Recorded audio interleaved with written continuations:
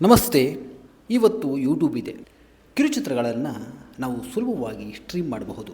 ಆದರೆ ಯೂಟ್ಯೂಬ್ ಬರುವ ಮುಂಚೆಯೇ ಜನಪ್ರಿಯವಾದಂತಹ ಗಮನ ಸೆಳೆದಂತಹ 3 ಭಾರತೀಯ ಕಿರುಚಿತ್ರಗಳನ್ನು ನೋಡೋಣ.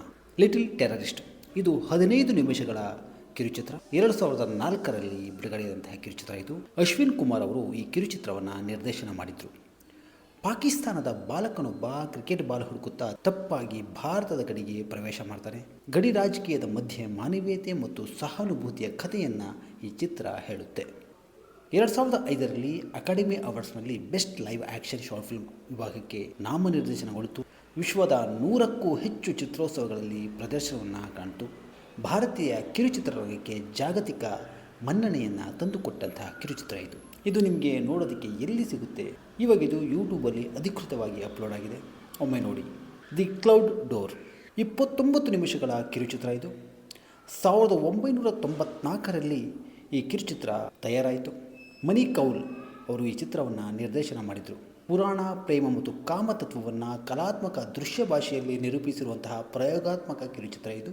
ಭಾರತೀಯ ಕಲಾತ್ಮಕ ಕಿರುಚಿತ್ರದ ಪ್ರಮುಖ ಕೃತಿ ಇದು. ಅಂತಾರಾಷ್ಟ್ರೀಯ ಎರೋಟಿಕ್ ಟೇಲ್ಸ್ನ ಸಂಕಲನದ ಭಾಗವಾಗಿತ್ತು. ಖ್ಯಾತ ನಟ ಇರ್ಫಾನ್ ಖಾನ್ ಅವರು ಇದರಲ್ಲಿ ಕಾಣಿಸಿಕೊಂಡಿದ್ದರು. ಇದು ಸಾರ್ವಜನಿಕ ಸ್ಟ್ರೀಮಿಂಗಲ್ಲಿ ಸಿಗೋದಿಲ್ಲ. ಫಿಲ್ಮ್ ಆರ್ಕೈವ್ ಹಾಗೂ ವಿಶೇಷ ಪ್ರದರ್ಶನಗಳಲ್ಲಿ ನೀವು ಇದನ್ನು ನೋಡಬಹುದು. ಕರ್ಮ 26 ನಿಮಿಷಗಳ ಕಿರುಚಿತ್ರ. ಅಭಯ್ ಚೋಪ್ರಾ ಅವರು ಈ ಕಿರುಚಿತ್ರವನ್ನು ನಿರ್ದೇಶನ ಮಾಡಿದರು. 2004ರಲ್ಲಿ ಈ ಕಿರುಚಿತ್ರ ತಯಾರಾಗಿತ್ತು. ಮರಣ ದಂಡನೆಗೆ ಗುರಿಯಾದ ಮಗನನ್ನು ಉಳಿಸಲು ಸಾಧ್ಯವಾಗದ ತಂದೆಯ ಮನಸ್ಥಿತಿಯನ್ನು ಚಿತ್ರಿಸುವ ಭಾವನಾತ್ಮಕ ಕಥೆ ಈ ಕಿರುಚಿತ್ರದ್ದು. ಇವತ್ತಿನ ಖ್ಯಾತ ನಟ ರಣಬೀರ್ ಕಪೂರ್ ಅಭಿನಯದ ಮೊದಲ ಕಿರುಚಿತ್ರ ಇದು. ಸ್ಟೂಡೆಂಟ್ ಅಕಾಡೆಮಿ ಅವಾರ್ಡ್ಸ್ ಇದರಲ್ಲಿ ನಾಮಿನೇಷನ್ ಆಯಿತು. ಅಂತಾರಾಷ್ಟ್ರೀಯ ವಿದ್ಯಾರ್ಥಿ ಚಿತ್ರೋತ್ಸವಗಳಲ್ಲಿ ಮೆಚ್ಚುಗೆಯನ್ನು ಪಡೆಯಿತು. ಇದು ನಿಮಗೆ ಯೂಟ್ಯೂಬಲ್ಲಿ ಸಿಗುತ್ತೆ, ನೋಡಬಹುದು.